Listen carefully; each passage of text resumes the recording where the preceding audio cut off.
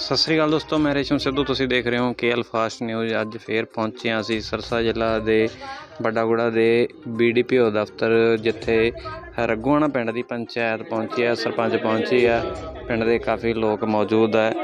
तुहानूं दस दईए कि कई दिनों तो पंचायत जमीन ते जिहड़ा अवैध कब्जा किते जाण तो बाद जिहड़ी फसल नूं लैके वो रौला चली जाता है। इस नूं लैके कोर्ट कचहरियां तक दे मामले चल रहे हैं, अफसरां तक दे कई बार दरखास्तां हो चुकियां दोनों पार्टियां वालों, पर पंचायत का कहना है कि पंचायत की 18 किल्लियां ते कुछ लोगों ने पिंड दे ने अवैध कब्जा किया होया और इस अवैध कब्जे च उन्होंने कणक ते जौ की बिजाई की सी, जिस नूं हुण फसल की कटाई नूं लैके है जिहड़ा पिंड की पंचायत का कहना है कि पिंड की जिहड़ी शामलाट है उत्ते पंचायत की प्रॉपर्टी है और जो फसल बीजी है वह पंचायत का हक बनता है, पर जिहड़ा नजायज़ तरीके नाल बिजाई करके कणक की कटाई की जा रही है। और कल भी कोई जिहड़ा मैटर होया उस तो बाद BDPO दफ्तर पहुँचे आ और पुलिस प्रशासन नाल भी जिहड़ा इन्हां दा विरोध है।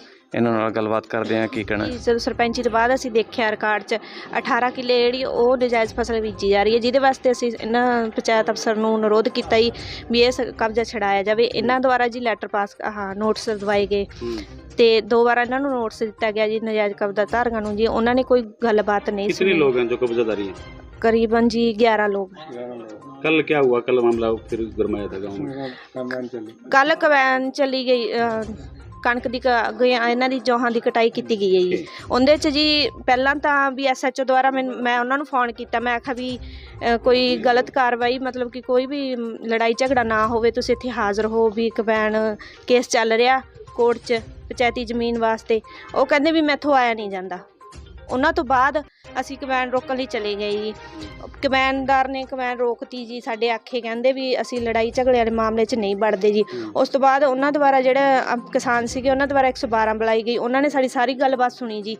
उन्हां ने कवैन रोकती, वो कहंदे भी जदों कोर्ट च केस चल रहा तरीक बज्जी हुई है, कहंदे उन्ना चिर इत्थे कोई कार्रवाई नहीं की जा सकती, ना तो फसल मतलब कि पंचायत द्वारा कट्टी जा सकती है, ना ही किसान द्वारा कट्टी। नहीं सर, कोई रिकॉर्ड नहीं। असीं रसीद वगैरह मंगी जी, उन्होंने कोई रसीद नहीं दित्ती सानू। नोटिस कड्ढण तो पहलां असीं उन्हां तों रसीदां ही मंगियां सी जी। फिर असीं कहा भी तुसीं ठेका भर दो, बोली करवा दिंदे आ, वो नहीं मन्ने जी। ते बोली कराउण वास्ते कोई अगे नहीं आया, क्योंकि लड़ाई झगड़े की जमीन च तो कोई अगे आ ही नहीं सकता जी। आपको क्या लगता है इस मामले में राजनीतिक कोई सिस्टम चल रहा है? पूरा चल रहा जी। एक ना अफसर सुनू दूजा ना सुनू, तो सारे नहीं सुन रहे जी।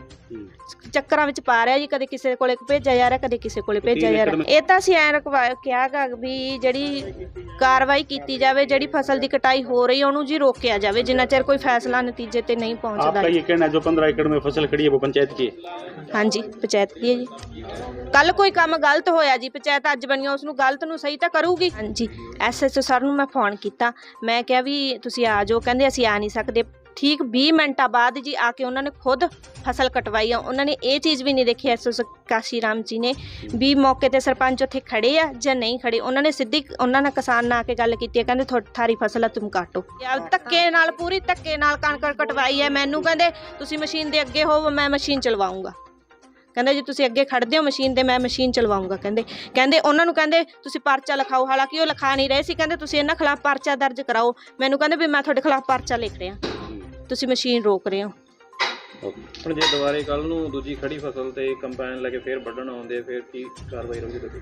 ਅਸੀਂ ਰੋਕਾਂਗੇ ਜੀ। ਸਾਰਾ ਮੇਰਾ ਜਿਹੜਾ ਪਿੰਡ ਵਾਸੀ ਹੈ, ਜਿਹੜੇ ਮੇਰੇ ਨਾਲ ਖੜੇ ਆ, ਜਿਹੜੇ ਹੋਰ ਰਹਿੰਦੇ ਆ ਭਾਈ ਭੈਣ ਭਰਾ, ਸਾਰੇ ਜਾ ਕੇ ਉੱਥੇ ਬੈਠਣਗੇ ਜੀ। ਅਗਰ ਮਸ਼ੀਨ ਚੱਲਦੀ ਹੈ ਤਾਂ ਸਾਰੇ ਅਸੀਂ ਉਸ ਦੇ ਅੱਗੇ ਹੀ ਆਵਾਂਗੇ। ਦੇਖ ਸਕਦੇ ਹੋ ਕਿ ਪਿੰਡ ਦੀ ਪੰਚਾਇਤ ਰਘੁਆਣਾ ਦੇ ਇੱਥੇ ਪਹੁੰਚੀ ਹੋਈ ਹੈ। ਇਸ ਮਸਲੇ ਨੂੰ ਲੈ ਕੇ ਤੁਹਾਨੂੰ ਪਹਿਲਾਂ ਦੱਸ ਦਿੱਤਾ ਜਿਸ ਤਰ੍ਹਾਂ ਕਿ 18 ਕਿੱਲੇ ਜ਼ਮੀਨ ਹੈ ਜਿਹੜੀ ਉਹਦੇ 'ਤੇ अवैध तरीके नाल फसल उगाई गई है। और उस फसल का जो नवीं पंचायत ने रिकॉर्ड देखा तो पंचायत के कोले उसकी किसी तरह की बोली का कोई रिकॉर्ड नहीं मिलया, जिस तो बाद पंचायत वालों बोली करवाने की कोशिश की गई। पंचायत का कहना है कि पंचायत के कोले 3 बार बोली नूं रद्द करन दी जिहड़ी कार्रवाई लिखी गई, उस दे बावजूद भी कुछ लोगों वालों उत्थे फसल बीजी गई है। और फसल हुण नजायज़ तरीके नाल जे बीजी गई सी तो पंचायत का हक बनता है कि वो प्रॉपर्टी पंचायत दी है। और 11 बंदे आ जिन्हां ने फसल उत्थे बीज रखी है। और कल 3 किल्ले फसल जौं दी सी, वो जौं दी फसल है ਜਿਹੜੇ ਕਬਜ਼ਾਧਾਰੀ ਸੀ ਉਹਨਾਂ ਨੇ ਵੱਢ ਲਈ ਗਈ ਹੈ। ਔਰ ਅੱਜ ਜਿਹੜੀ ਕਾਰਵਾਈ ਇਹ BDPO ਦਫ਼ਤਰ ਦੇ ਥਰੂ ਕਰ ਰਹੀ ਹੈ। ਪੰਚਾਇਤ ਅਧਿਕਾਰੀਆਂ ਨਾਲ ਵੀ ਗੱਲ ਕਰਨ ਦੀ ਕੋਸ਼ਿਸ਼ ਕਰਦੇ ਹਾਂ ਕਿ ਉਹਨਾਂ ਦਾ ਇਸ ਮਾਮਲੇ 'ਚ ਕੀ ਕਹਿਣਾ ਹੈ। ਇਸ ਵੀਡੀਓ ਨੂੰ ज़्यादा से ज़्यादा शेयर कर दो। बहुत बहुत धन्यवाद। पंचायत की ज़मीन है ना, उस पर किसी ने कास्ट कर रखी है नजायज़, तो उसके लिए हमने ड्यूटी मजिस्ट्रेट को लिख रखा है। कितने एकड़ में? वो 18 एकड़ है जो पंचायत की ज़मीन है शामलातवाड़ी, तो उसमें के लिए हमने ड्यूटी मजिस्ट्रेट मांग रखा है। कब मांगा आपने? हमने ड्यूटी मजिस्ट्रेट ने तारीख दी थी, एक तो 30 तारीख दी थी, 30/3, फिर उसके बाद उन्होंने 3/4 दी, दोनों तारीख को वो नहीं आए। अब जो कार्रवाई है उन्हीं के लेवल पे पेंडिंग है। और अब जो मौके पे इन्होंने एक शिकायत दी है प्रार्थना पत्र की SHO काशीराम वो आए थे, उन्होंने फसल कटवा दी जो कब्जेदारी है। तो इस पे हम आगे DC साहब और SP साहब को लिख देंगे। क्या हुआ था कि ये इसकी जब हमने पंचायत ज़मीन की बोली करवा रहे थे तो पिछले से कम पे होती जा रही थी, इसलिए उनको बोली नहीं हमने छोड़ी, पिछली बोली से कम। फिर क्या रहा, ये खाली रहेगी। उसके बाद किसी जो अब जिन्होंने बीज बिजाई कर रखी है उन्होंने कब्जा कर लिया, मैंने बीज बिजाई कर दी। फिर पंचायत नहीं बनी तो उनके संज्ञान में आया कि इसकी बोली नहीं हुई और ये बिना मैंने बोली के पंचायत को पैसा दिए कब्जा करे बैठे। तो इन्होंने हमें एप्लीकेशन दी, उस पर हमने आगे कार्रवाई की। यह मामला सर नई पंचायत बनने से पहले की बिजाई की हुई है और उससे पहले ही बोली हुई थी। क्या पंचायत विभाग के पास था पूरा जो पंचायतों का रिकॉर्ड है? पंचायत विभाग को पता ही नहीं चला किसने अवैध तरीके से बिजाई कर दी? तो हमारे पास कोई शिकायत नहीं आई ना, कि हमने सोचा कि हमारी खाली पड़ी हुई है पंचायत की ज़मीन, जो बोली नहीं हुई, इसलिए हमें कुछ पता नहीं चला। ये नई पंचायत बनने के बाद ही मैटर का पता चला कि ये। अब क्या प्रोसेस रहेगा आगे? अब आगे ड्यूटी मजिस्ट्रेट द्वारा उनको पंचायत को कब्जा दिलवा दी। की आपने ड्यूटी मजिस्ट्रेट को हमने DC साहब को लिख दिया था कि 2 बार ड्यूटी मजिस्ट्रेट ने तारीख ली है, उन पर वो नहीं आए कब्जा दिलवाने। हाँ, रघुआना के आज सरपंच साहब उनके साथ में गणमान्य लोग आए थे जिन्होंने कहा जी हमारे साथ है कि इंसाफ़ी हुई है, भी इन्होंने कनक निकाल ली। तो वहाँ से हमें टेलीफोन आया था, हम टेलीफोन के बाद माध्यम से वहाँ गए थे। तो सरपंच साहब से मेरी बात हुई थी, लेकिन सरपंच साहब पर उस टाइम कोई कागज़ भी नहीं थे। कागज़ ठीक है उनके पास भी नहीं थे, लेकिन उन्होंने कहा था जी हमने कनक बीजी है ये, तो हमारा हम काटेंगे, जब सरकार के आदेश हो गए कब्जा के तो हम बाइज्जती ये छोड़ देंगे ज़मीन।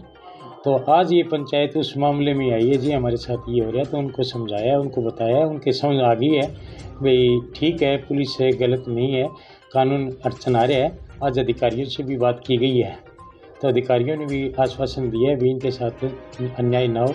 तो उन्होंने ड्यूटी मजिस्ट्रेट नियुक्त करने की बात आज कल के लिए कहा है।